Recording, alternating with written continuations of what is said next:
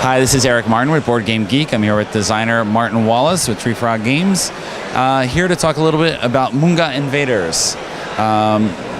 So Moongha Invaders was published in a small edition for an Italian convention a couple of years ago, 2010?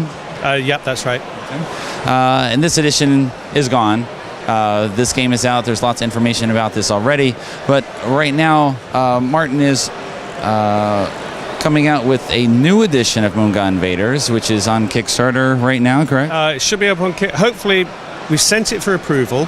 I think the approval process takes a couple of days. If it is approved, then it should be up later next week. Possibly before this runs. But we're going to take a time here. I can't even remember what day of the week it is by this point. It's just like my head is spinning. So, but what I can say is wait till you see the video. You're going to be so impressed. It's a cracking promo video. You're going to be amazed. So this has the game itself as it originally appeared, but it also has something else, possibly. The original Moonga Invader thing. I didn't expect it to be as popular as it was, but then I didn't think brass was going to be. So what do I know? For this, Kickstarter makes sense because we want to do plastic pieces. We could not do this game the way we want to do it without Kickstarter, so I feel completely justified in going down the Kickstarter route for this game. But then it occurred to me, like, what you'd give as a hook to those people to get them to buy the Kickstarter game, because there's a lot of people who think, well, I'll wait till it's in the shops, I'll get it for the same price. And so it's like, okay, what can we do to make the game special so that the people who buy it on Kickstarter get something that only they can get? Okay. Sort of a thank you as well for. So, you know, what I was able to do is I was out shopping one day and thought, well, what about a two-player game? You know, we've got these plastic figures. I've got the other side of the board's got nothing on it. It shouldn't be hard to design a neat little two-player tactical combat game. So that's what we have in this box. And it's designed to be like a Hollywood movie. In that it's just for two players. So you've got the monsters on one side versus the heroes on the other side. Okay? And the key mechanism, I think, which is what makes it work, is that actions are limited by the cards you've got. So each side has their own deck of cards. Each card has got two symbols on it. So when it's your turn, you can play as many cards as you like. So you can do action after action after action. But when you use a card, you can only use one symbol on it. So if you use this card here, you're either going to use the Spectre guy or Mecha. And obviously if you use him, given the card goes away, the other guy isn't going to move. So you've got this interesting decision, like, which of these two do I move? Because moving one fast is going to slow down somebody else. Okay? The actions are simple. It's basically move or fire. And firing, roll 2 dice, 7 or more. Very simple, very few modifiers, just trying to keep things as quick as possible. So are we trying to cross the board, eliminate the other team? Basically, the heroes are trying to kill the three main monsters, which are Mecha, Moonga, and the Blue. Okay, because the other guys are smaller, they're not so important. The monsters are just trying to kill the heroes.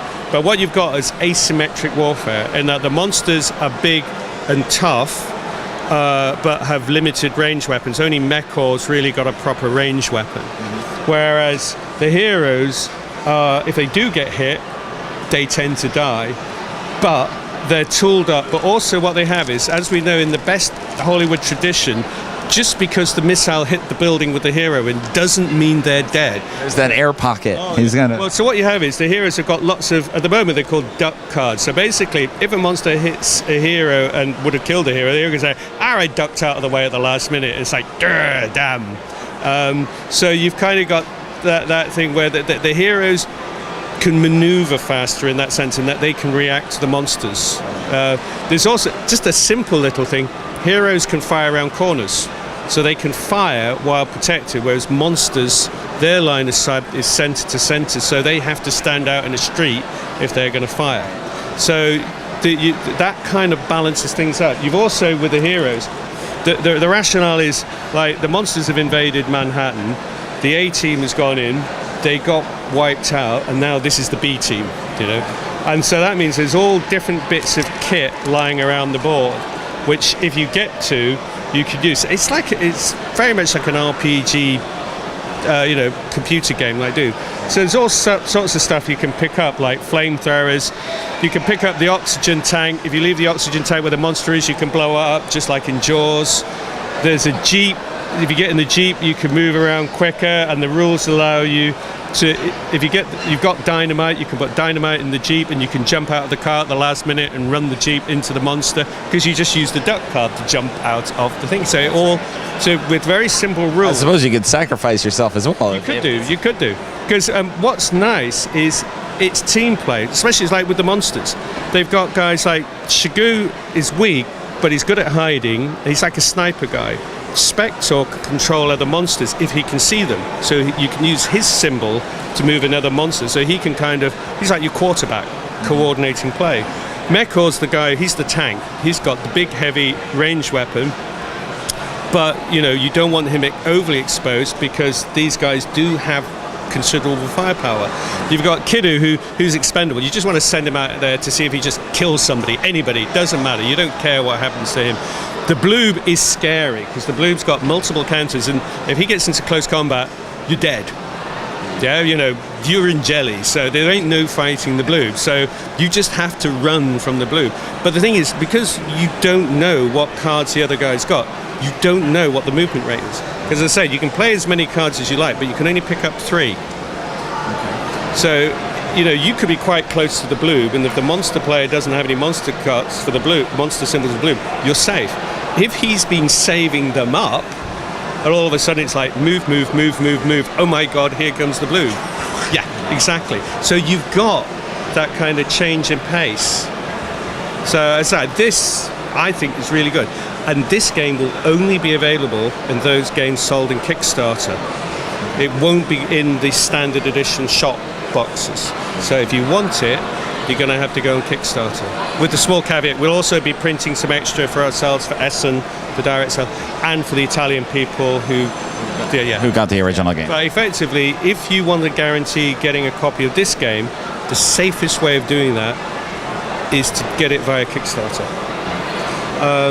The other thing I'd like to talk about the Kickstarter, I mean, I've been reading up a bit about it and some of the problems that people have with dealing with Kickstarter.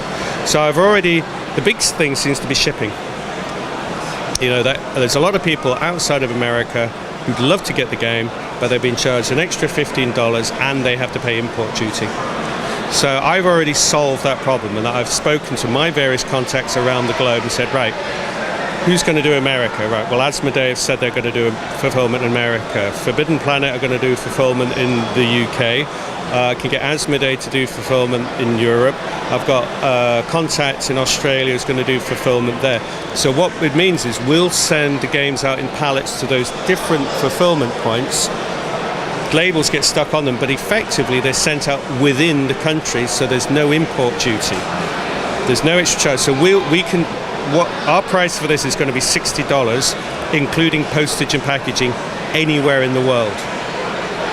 So hopefully that will encourage people to pledge, that you're going to get the game at a reasonable price.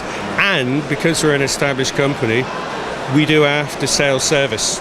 If there's a missing bit or a broken bit or any problem, we can deal with that. And I think some of the people who maybe do this on their own and never done it before, the after-sales service is not something they always think about, because it can be a lot of work.